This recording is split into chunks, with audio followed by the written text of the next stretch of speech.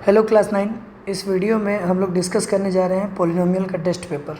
ठीक है, section A 2 marks वाला। सबसे पहले इस सवाल में पूछा गया है कि राइट येस और know the following is rest polynomial और नॉट।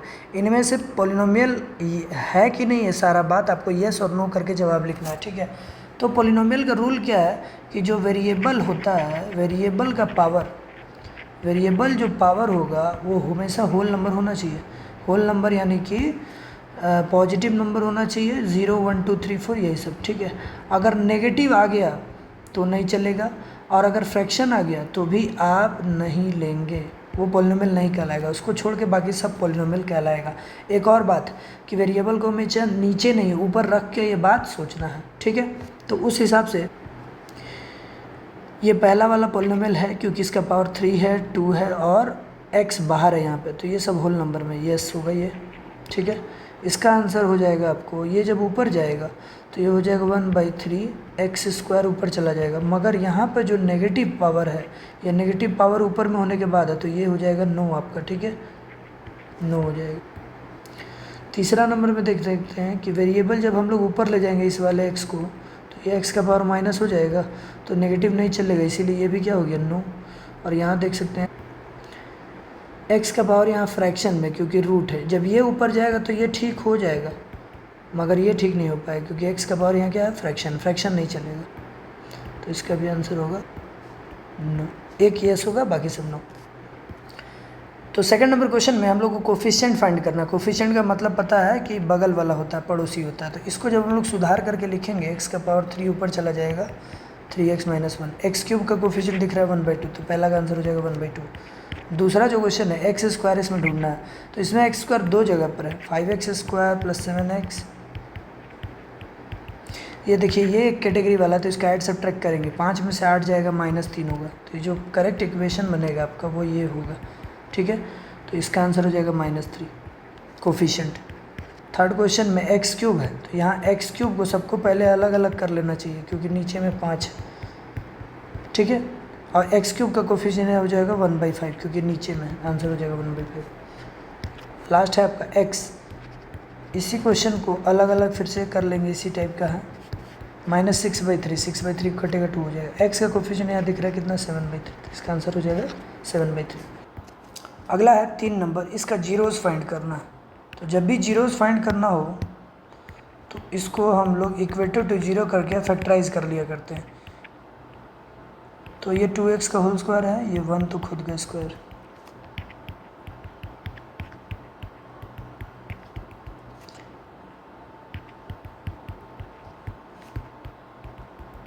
यहाँ से x का वैल्यू आएगा -1/2, यहाँ से x का वैल्यू आएगा 1/2।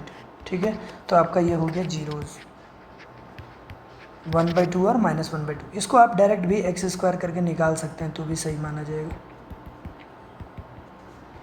+-1/2 आएगा। दो वैल्यू लिखना याद रहे, है ना, दोनों सही है, दोनों मेथड।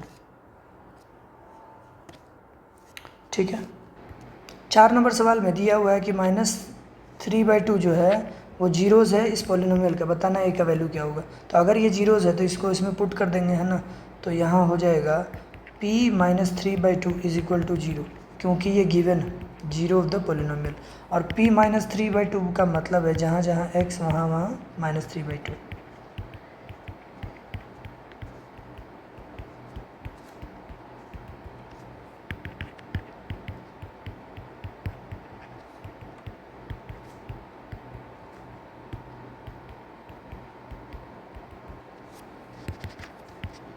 ये हो जाएगा 4, तो इसका आंसर अगर -27/4, ये हो जाएगा 81/4 + 3/2 - a = 0।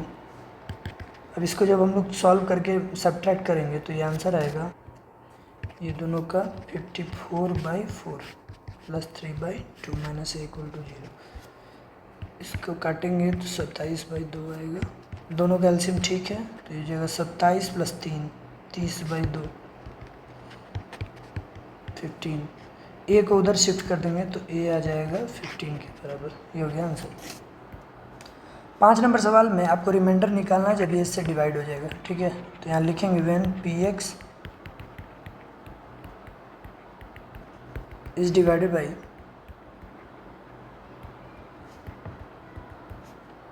देन यहाँ से x का वैल्यू निकाल लेना है -1/2, then remainder is equal to p -1/2 by remainder theorem. ठीक है, अब जहाँ जहाँ x है वहाँ वहाँ आपको -1/2 रख देना।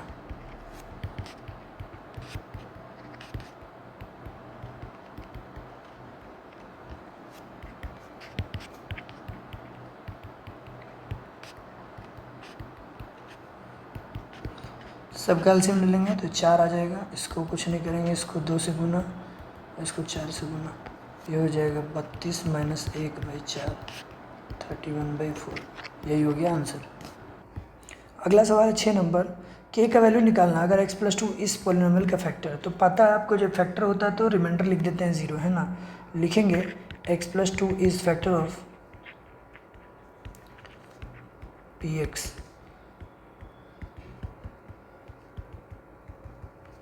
Therefore r is equal to 0 by factor theorem.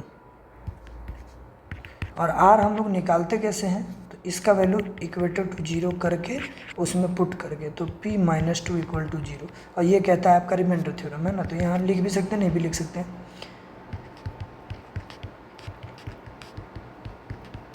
जहाँ जहाँ x है वहाँ वहाँ पुट कर देंगे -2, और आपको पता चलेगा कि सिर्फ k बाकी है, तो निकल जाएगा कि 2 × -8 -2 का स्क्वायर 4 होता है, -2 और -10 -12 हो जाएगा। ये हो जाएगा -16 4k -12 = 0। ये हो जाएगा 4k -28 = 0, 4k = 28 काट देंगे तो k का वैल्यू आ जाएगा 7। ये हो गया आंसर। 7 नंबर सवाल है सेक्शन ए का, है ना। ये 2 मार्क्स का है। इसमें ये दिया हुआ वैल्यू आपको ये और ये निकालना। तो सबसे पहले हमने बताया था कि जब भी आपको लगे कि हाँ इसका जैसा फॉर्मूला का शक है, तो वो आप लिख दीजिए एक बार, वी नो दैट। तो हमको लग रहा है कि इसका स्क्वायरिंग की ज़रूरत है, x+1/x का होल स्क्वायर। एक फार्मूला हम लोग अपने आप लिख देंगे, ठीक है। इसको लिखेंगे 2 × a × b। तो ये आपको पता है कि ये x और x हमेशा कट ही जाता है, इसीलिए यहाँ हम लोग मिटा के लिखा करते हैं, इसीलिए सिर्फ 2 ही लिखें, सिर्फ 2। अब इसको देखते हैं कि हमको चाहिए क्या और दिया क्या क्या है। तो इसका वैल्यू दे दिया है 79, मगर इसका वैल्यू बोला है निकालिए। ये जब जोड़ेंगे तो आंसर आएगा 81। x+1/x का स्क्वायर को उधर भेज देंगे तो बन जाएगा रूट 1 यानी कि 9। तो इसका आंसर हो गया हमारा पहले वाले क्वेश्चन का 9, ठीक है। इसी में दूसरा सवाल के लिए लिखेंगे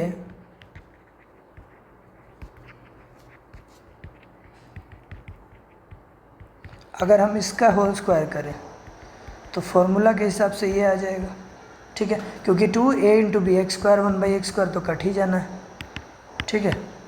इसीलिए यहाँ सिर्फ 2 आएगा फिर से। अब देखिए कि क्या दिया हुआ और क्या निकालना है। तो इसका वैल्यू 79 दिया हुआ था और हम लोग को ये फाइंड करना है,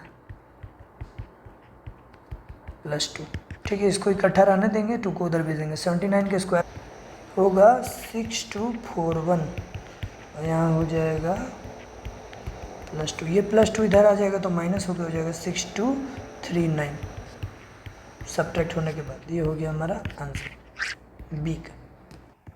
सेक्शन बी में हमारा 3 मार्क्स का हर एक सवाल होगा, ठीक है। इसमें पॉलिनोमियल दिया हुआ आपको ये पूरे एक्सप्रेशन का वैल्यू निकालना है ना। तो सबसे पहले हम लोग P2 निकाल लेंगे। इसमें 2 × 2 - 4, ये हो जाएगा 8 × 4 32, ये हो जाएगा 4 दिया 12, 4 - 4 ये तो कैंसिल हो जाएगा। इसको सॉल्व करने पे 20 आएगा। अब P0 निकाल लेंगे।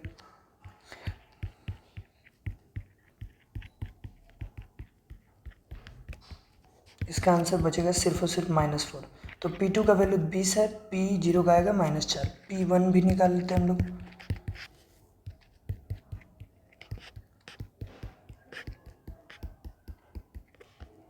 यहाँ पे हो जाएगा 4, ये हो जाएगा 3 2 - 4, ये 4 से ये 4 कट जाएगा, इसका आंसर -1 आएगा। ठीक है, तो आप देख सकते हैं तीनों चीज़ जिसका ज़रूरत था वो हम लोग निकाल चुके हैं। अब P2/P0, यहाँ पे जो डॉट दिखाई दे रहा है इसका मतलब इंटू होता है, -4 इंटू -1, ये माइनस माइनस प्लस हो जाएगा, जब ये कटेगा तो आंसर आएगा 5। इसका फाइनल आंसर हो गया 5।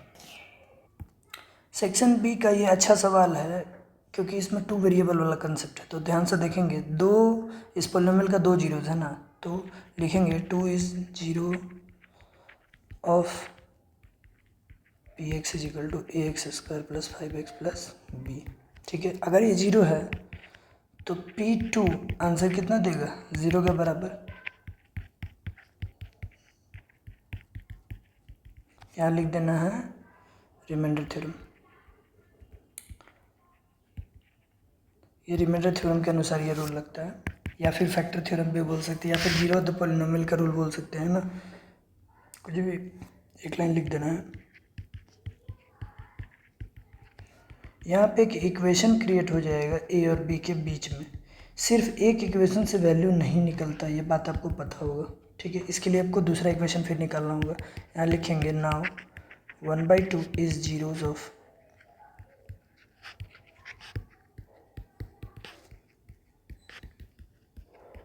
अब 1/2 पुट करेंगे। P 1/2 किसके बराबर निकलेगा, तो 0 के बराबर निकलेगा।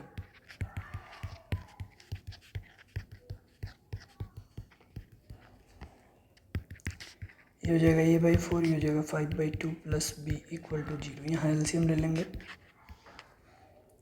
तो ये हो जाएगा ये हो जाएगा 10 plus 4b equated to 0। a plus 4b यहाँ हो जाएगा, ये तो 0 हो जाएगा उधर जाके, ये हो जाएगा -10 के बराबर। ठीक है, अब ध्यान से देखिएगा तो इसका वैल्यू हम लोग a का वैल्यू निकाल लेते हैं, -10 -4b, और इसको पुट कर देते हैं इक्वेशन 1 में। लिखेंगे पुटिंग a, या फिर वैल्यू ऑफ a फ्रॉम 2, हम 2 से निकाल के 1 में रख देते हैं। आप लोग चाहेंगे तो 1 से 2 में रख सकते हैं, है ना, दोनों में आंसर सही है।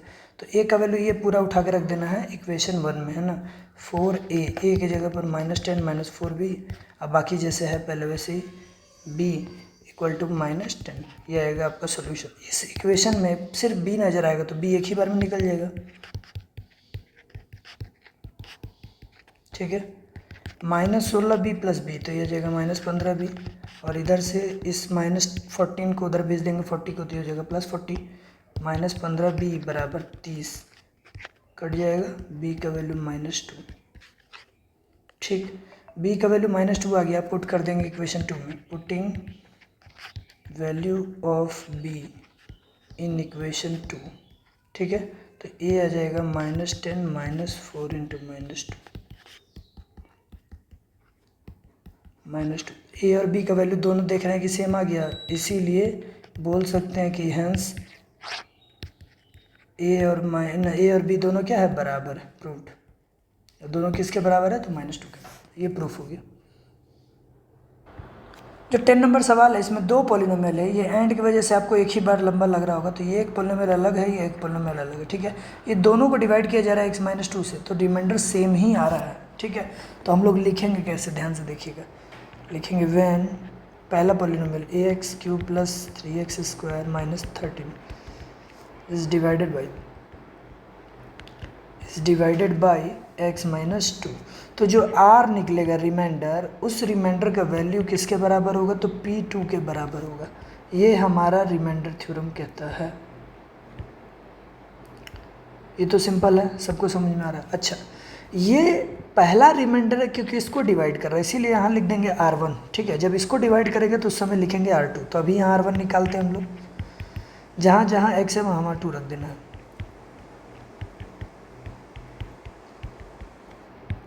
8a, ये हो जाएगा 4 × 12 -13, ये हो जाएगा 8a -1, ये हो गया R1 का वैल्यू। यहाँ से a तो नहीं निकलेगा ना, R1 का पता चलेगा। अब आपको दूसरा कंसेप्ट पे जाना है ना, लिखेंगे now 2x³ - 5x plus a is divided by, same चीज़ से डिवाइड करना है x-2 से। तो रिमाइंडर थ्योरम क्या कहेगा कि जो R2 होगा या फिर रिमाइंडर होगा वो P2 के बराबर होगा। ठीक है, P2 इसको P मान लेते हैं तो इसको दूसरा नाम दे देते हैं, क्योंकि एक ही पोलिनोमियल नहीं है, पोलिनोमियल अलग तो नाम भी अलग। G2 है ना। अब इसमें रख देते हैं वैल्यू, यहाँ लिख देंगे बाय रिमाइंडर थ्योरम। ठीक है, R2 का वैल्यू G2 के बराबर आएगा।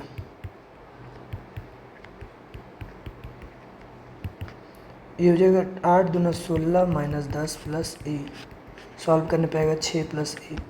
तो R2 का वैल्यू हो गया 6 प्लस ए। कुछ R1 का वैल्यू निकला है, कुछ R2 का वैल्यू निकला है, और अकॉर्डिंग टू क्वेश्चन ये दोनों बोला हुआ है कि रिमाइंडर सेम होगा, मतलब R1 R2 सेम होगा। अब R1 का वैल्यू हमने जो भी निकाला है उसको हम इक्वेट कर देंगे R2 से लाके। ठीक है, तो R1 का वैल्यू हमने निकाला हुआ है 8a-1, इसको बनाते हैं इक्वेशन 2, और यहाँ का वैल्यू निकाले हैं 6 प्लस ए। लिख देंगे फ्रॉम 1 and 2। ये आप ना भी लिख के डायरेक्ट लिख सकते हैं, ए को इधर ला देंगे, 1 को उधर भेज देंगे, ए का वैल्यू आ गया 1। Final answer. 11 नंबर सवाल बड़ा ही आसान सा सवाल है, इसमें आइडेंटिटीज़ का इस्तेमाल करके सॉल्व करना है। तो पहला सवाल है 499 का होल स्क्वायर। तो इसका स्क्वायर तो निकाला जा सकता है, मगर आपको आइडेंटिटीज़ का इस्तेमाल करना है, वैसे आसान भी पड़ेगा। तो इसको हम 500 माइनस 1 लिख सकते हैं। ऐसा नंबर के करीब लिखते हैं कि जो दोनों का स्क्वायर निकालना आसान हो। इसका स्क्वायर निकालना ज़्यादा आसान है एज़ कम्पेयर टू 499। ठीक है, तो ये हो जाएगा a माइनस बी का होल स्क्वायर पर टूट जाएगा, -2ab। ठीक है, अब देखिए ये हो जाएगा।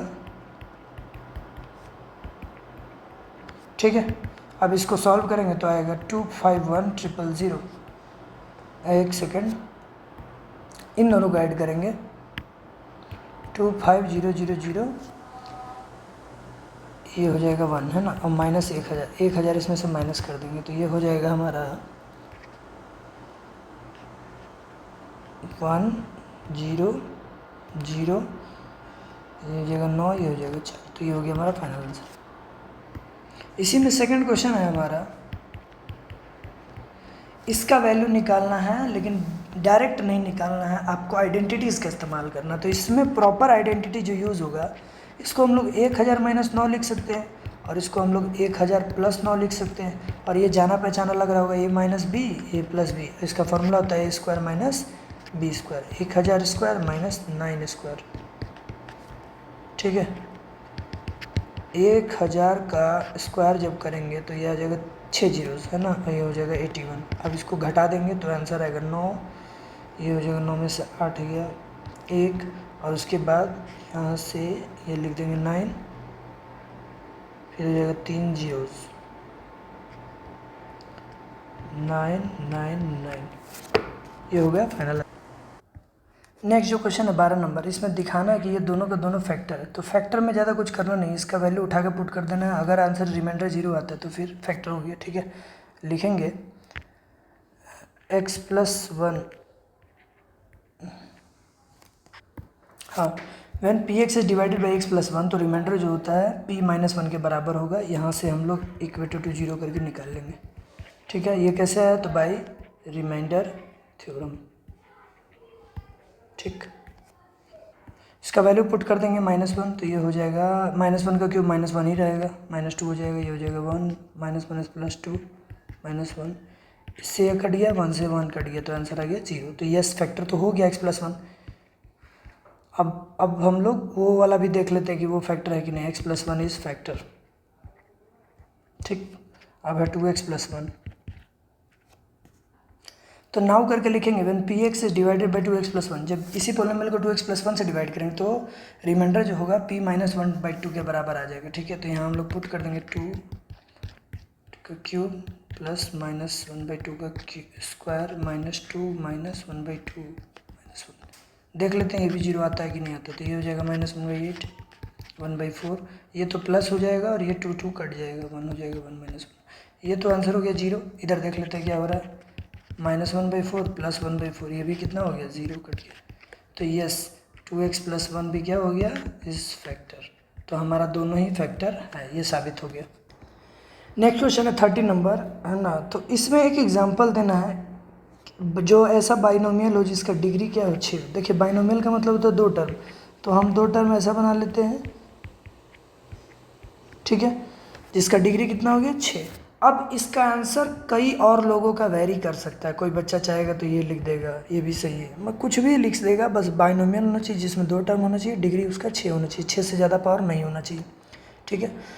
ये हो गया ए। बी नंबर में ट्राइनोमियल मतलब 3 टर्म होना चाहिए, डिग्री 49 होना चाहिए, तो हम लिख लेते हैं 7x का पावर 49 प्लस 15 x का पावर 48 लिख दो, कोई नंबर लिख दो या कोई उससे छोटा वेरिएबल लिख दो।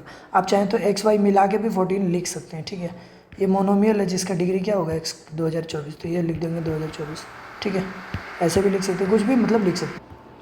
40 नंबर सेक्शन सी है, 4 मार्क्स का सवाल है ना। ये जो पोलिनोमियल है उसको डिवाइड जब x माइनस 5 से किया गया तो रिमाइंडर मिला 0, जब इसी पोलिनोमियल को इससे डिवाइड किया गया तो रिमाइंडर मिला 2 -2 है ना, यहाँ माइनस लगा हुआ, ध्यान से देखिएगा। तो लिखेंगे व्हेन px, तो ये ऐसे लिखेंगे कि मान लेते हैं ये px है पोलिनोमियल पूरा is divided by x minus 5, तो रिमाइंडर कितना मिल रहा है 0, ये क्वेश्चन खुद बोल रहा है इसीलिए लिखेंगे इवन। अच्छा रिमाइंडर होता किसके बराबर है, px का वैल्यू निकाल के यहाँ पुट कर देने थे, इस चीज़ को बोलते हैं रिमाइंडर थ्योरम, तो यहाँ लाइन लिख देंगे रिमाइंडर थ्योरम। अब आपको यहाँ पुट करना है वैल्यू, जहाँ जहाँ x है वहाँ वहाँ q 5 रख देंगे इक्वल टू 0।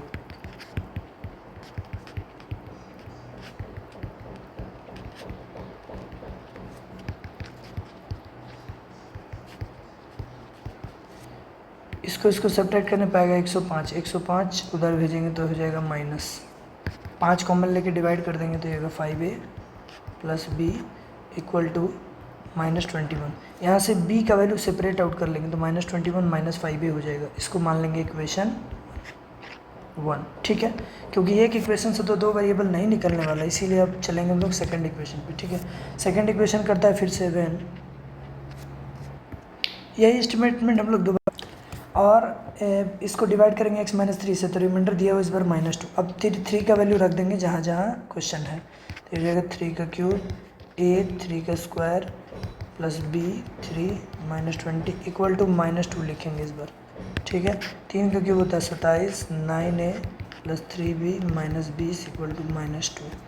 इसको जब हम लोग सॉल्व करेंगे तो 27 में से 20 जाएगा, 7 बचेगा, 9a plus 3b is equal to 7, 7 जाएगा उधर माइनस हो जाएगा, है ना। तो 9a plus 3b minus 9, 3 common लेके काटेंगे हम लोग इसको, तो यह आ जाएगा 3a plus b is equal to -3। इसको बना लेंगे इक्वेशन 2। अब यहाँ लिखेंगे putting b from 1 in equation 2, तो 1 से उठा के 2 में पुट कर देंगे। 1 में है क्या -21, तो जहाँ जहाँ पर b है वहाँ पे लिख देंगे -21 -5a इज इक्वल टू -3। पूरा इक्वेशन आपका a में कन्वर्ट हो गया। तो ध्यान से देखेंगे 3 में से 5 जाएगा, -2a बचेगा, -21 है ही इधर, -21 उधर भेज देंगे तो +21 हो जाएगा। a का वैल्यू आ जाएगा -9, ठीक है। अब यही a को पुट कर देंगे हम लोग इक्वेशन 1 में, पुटिंग a इन इक्वेशन 1। आप चाहें तो 2 में भी रखेंगे तो आंसर सेम ही आएगा, है ना, तो हम लोग 2 में ही रख देते हैं। ये है इक्वेशन 2।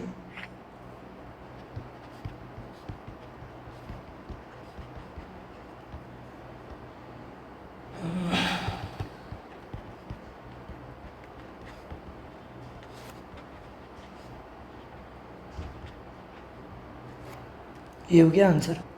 इसी सेक्शन सी का ये लास्ट सवाल है ना, ये भी 4 मार्क्स का है, तो ध्यान से देखिएगा। ये द पॉलिनोमियल, ये जो पॉलिनोमियल है अगर इसको डिवाइड किया जाए दूसरे पॉलिनोमियल से तो आपको ए और बी निकालना है। तो अगर हमारा पॉलिनोमियल ये है और जो डिवाइज़र है gx वो 2 डिग्री में हो, तो इस 2 डिग्री को हम लोग फैक्टराइज करके x+1 x-1 लिख सकते हैं, ठीक है। अगर ये इससे डिविजिबल है, मतलब इससे भी डिविजिबल है, इससे भी डिविजिबल है, तो दोनों को अलग अलग लिख देंगे। When px is divided by,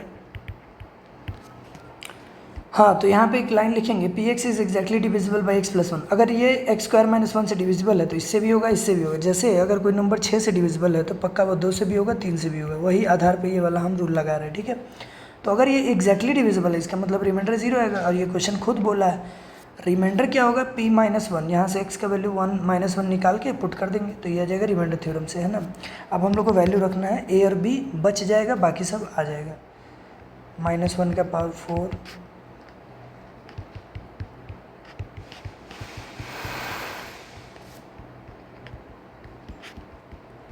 equal to 0।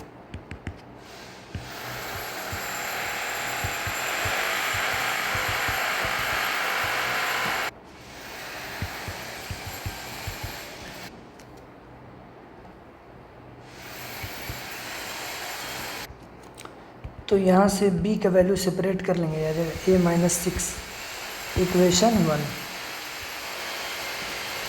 अब यही स्टेटमेंट दोबारा लिखेंगे दूसरे फैक्टर के लिए, तो इसका स्टेटमेंट ये होगा, अब p1 का वैल्यू 0 ला देंगे।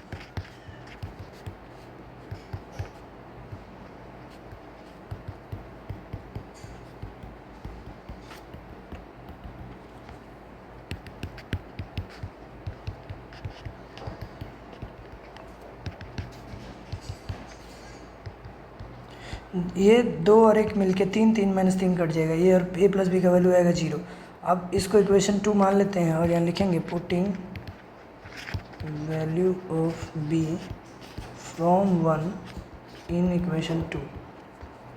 तो a b के बदले पुट कर देंगे a-6,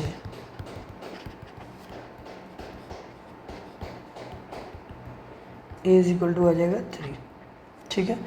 अब a का वैल्यू निकालने के लिए पुटिंग a इन इक्वेशन 1, तो b is equal to 6 minus a का वैल्यू 3, तो b का वैल्यू भी आ जाएगा 3 आ जाएगा। ये हो गया हमारा a और b। अब करते हैं हम लोग MCQ, है ना।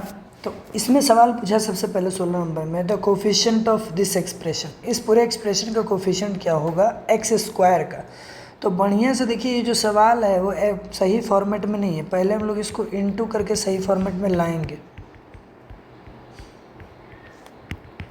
इसको इससे मल्टीप्लाई करेंगे तो आ जाएगा 8x², इसको इससे मल्टीप्लाई करेंगे 6x का पावर 4, और इसको जब मल्टीप्लाई करेंगे तो आएगा 20। अब आप देख सकते हैं कि ये x का पावर अलग और ये एक कैटेगरी का, इसीलिए ये अलग है ना, तो ये हो जाएगा ऐसा। अब x² का कोई पूछे कोफिशिएंट तो यहाँ लिखेंगे -7, है ना, तो इसका आंसर हो जाएगा -7। तो यहाँ देखिए ऑप्शन में 7 दिया हुआ है ना, तो आप इसको करेक्ट करके -7 कर लेंगे, ठीक है। इस क्वेश्चन के लिए अगर किसी का है तो उसको मार्क्स मिल जाएगा, गलत है क्योंकि ऑप्शन है ना। ये तो सिंपल सा है, pz मतलब एक पॉलिनोमियल दिया हुआ है z में, उसमें आपको वैल्यू पुट करना 1/2, है ना। तो यहाँ हम लोग 1/2 पुट कर देते हैं, पावर 4 माइनस 1/2 का स्क्वायर प्लस 1/2, 1/2 का पावर 4 हो जाएगा 1/16, ही हो जाएगा 1/4 प्लस 1/2। सबका एक काम करते हैं, एलसीएम ले लेंगे 16, ये ठीक रहेगा, इसको 4 से गुना, इसको 8 से गुना, है ना। तो 8 और 1 9, 9 माइनस 4/16, आंसर हो जाएगा 5/16। तो ऑप्शन हो जाएगा बी ऑप्शन। यहाँ ये सवाल है डिग्री ऑफ जीरो पॉलिनोमियल। देखिए तो जीरो एक कांस्टेंट पॉलिनोमियल होता है। कांस्टेंट पॉलिनोमियल का मतलब एनी नंबर, तो एनी नंबर तो जीरो भी हो सकता है, लेकिन कांस्टेंट के साथ x का पावर जीरो ही होना चाहिए, है ना। जैसे 5 है तो 5 का x का पावर जीरो, x का पावर जीरो होता है 1, 5 × 1 5 ही रह जाएगा। इसीलिए अगर कोई कांस्टेंट पॉलिनोमियल का पूछे डिग्री तो डिग्री बोलेंगे जीरो, लेकिन जीरो पॉलिनोमियल एक स्पेशल हो जाता है क्योंकि कांस्टेंट 5 10 12 कुछ भी हो सकता है, लेकिन ये तो जीरो ही होगा। अब 0 × x का पावर जीरो भी लिखेंगे तो भी सही है, और 0 × x का पावर 5 लिखेंगे तो भी सही है, 0 × x का पावर -8 लिखेंगे तो भी सही है, क्योंकि आंसर हर बार क्या आएगा, जीरो ही आएगा। इसीलिए इसका कोई फिक्स नहीं है, इसीलिए यहाँ लिखेंगे नॉट डिफाइन, है ना। कोई भी पॉलिनोमियल जब लिखा करते हैं तो जनरली ax², मान लीजिए x³ से स्टार्ट करें तो bx² होगा प्लस cx होगा प्लस d होगा। अगर आपका डिग्री 3 है तो 3 फिर 2 फिर 1 फिर 1, ये इसमें से कुछ ना भी रहेगा तो चल जाएगा, लेकिन 3 तो होना ही चाहिए। अगर इसमें टर्म खोजेंगे तो ज़्यादा से ज़्यादा 4 होगा। अगर वही कोई स्क्वायर वाला डिग्री लिखना चाहता है तो ये हो जाएगा ax² plus bx plus c। तो आपको समझ में आ रहा होगा, अगर डिग्री 3 है तो 4 टर्म हो सकता है ज़्यादा से ज़्यादा, डिग्री 2 है तो 3 ही टर्म हो सकता है, मतलब जितना डिग्री उससे एक ज़्यादा टर्म होता है। यहाँ सवाल है कि डिग्री किसी का 5 है, तो डिग्री 5 है तो आप ऐसे लिखेंगे घटाते हुए क्रम में।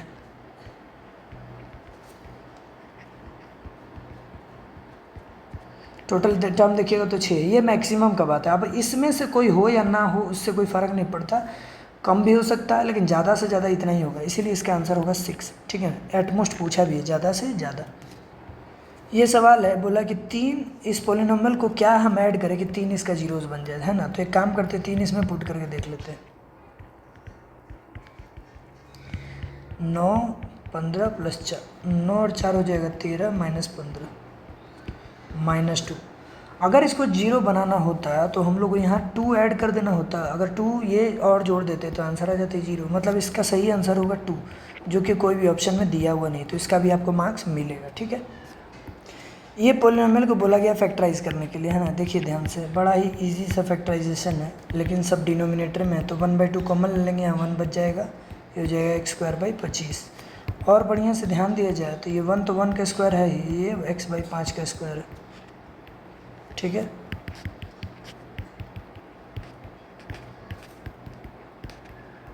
तो इसका 3 फैक्टर होगा। आंसर आप मिला सकते हैं, तो आंसर मेरे ख्याल से ये थर्ड ऑप्शन सही है। ठीक है, अगला जो सवाल है, पूछा है कि x+1 इनमें से किसका फैक्टर है। तो एक बात बताइए, इसका वैल्यू निकालेंगे तो -1 आएगा। अब ये -1 आपको पुट करके देखना है सभी पोलिनोमियल में कि किस में 0 आ रहा है। तो ये आपको बड़ा स्पीड में करना होगा। ठीक है, तो ये हो जाएगा -1, ये हो जाएगा +1, ये हो जाएगा +1, ये हो जाएगा +1। तो ये नहीं 0 आएगा, 3 - 1 2 आ जाएगा, नहीं है, पहला ऑप्शन नहीं होगा। दूसरा देख लेते हैं, दूसरा लग रहा हो जाएगा -1 का क्यूब -1 ही होता है, इसका 1 होगा, इसका -1 होगा, फिर इसका 1, 2 को +1 2 को -1 कट के कितना बचा 0। तो इसका ऑप्शन हो जाएगा बी। अगला है 23 number MCQ, the polynomial whose zeros are √2 और -√2। तो इसका 2 तरीका है बनाने का, या तो आप सभी पोलिनोमियल को फैक्टराइज करके देख लीजिए, और नहीं तो ये दोनों वैल्यू सभी पोलिनोमियल में पुट करके देख लीजिए। तो उससे पहले थोड़ा सा हम लोग कॉमन सेंस लगा ले तो ज़्यादा बेहतर है। अगर किसी पोलिनोमियल का 2 जीरोज़ है तो जाहिर सी बात है उसका डिग्री भी कितना रहा होगा, 2, है ना। तो इससे C और D, तो B और D ऑप्शन तो सोचना ही नहीं है, जो होगा A या B होगा, C होगा। तो A ऑप्शन है x² + 2 = 0। x² का वैल्यू निकालेंगे -2। कभी भी स्क्वायर रूट के अंदर नेगेटिव नहीं होता, मतलब पहला क्वेश्चन का जीरोज़ नहीं पॉसिबल है। C में आते हैं,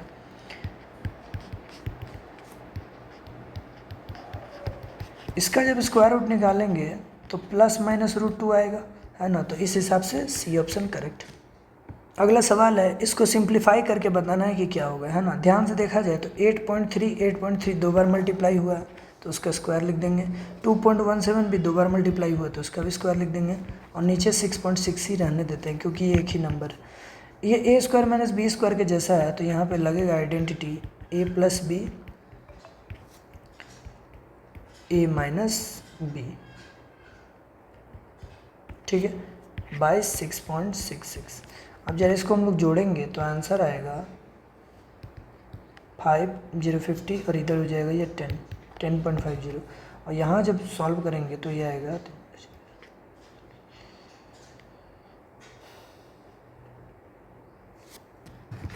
एक सेकंड, ये थोड़ा सा मिस्टेक हो गया, ये 83 है ना। तो ये 8.83 और ये हो जाएगा 8.83। ठीक है, अब इसको जब हम लोग जोड़ेंगे तो ये आंसर देगा, ये आंसर दे देगा तो 11 दे देगा। और इसको जब हम लोग सब्ट्रैक्ट करेंगे तो ये दे देगा 6.66। ठीक है, ये देख रहे हैं कि कट जाएगा, आंसर क्या आएगा 11। तो ऑप्शन सी करेक्ट। ये एक पॉलिनोमियल है जिसका जीरोज़ निकालना है। और देखिए अच्छा बात क्या है कि ये फैक्टराइज किया हुआ है, मतलब परोसा हुआ थाली के जैसा, तो सबको एक एक बार जीरो कर देना है। इसमें फैक्टराइज करना पड़ता तब ये हार्ड होता, ये तो ऐसे ही सबको अलग अलग जीरो कर देना है। तो यहाँ पे आएगा 1, यहाँ पे आ जाएगा 2, और ये तो डायरेक्टली जीरो। तो ये तीनों जीरोज़ कहाँ दिख रहा है, तो ऑप्शन हो जाएगा डी।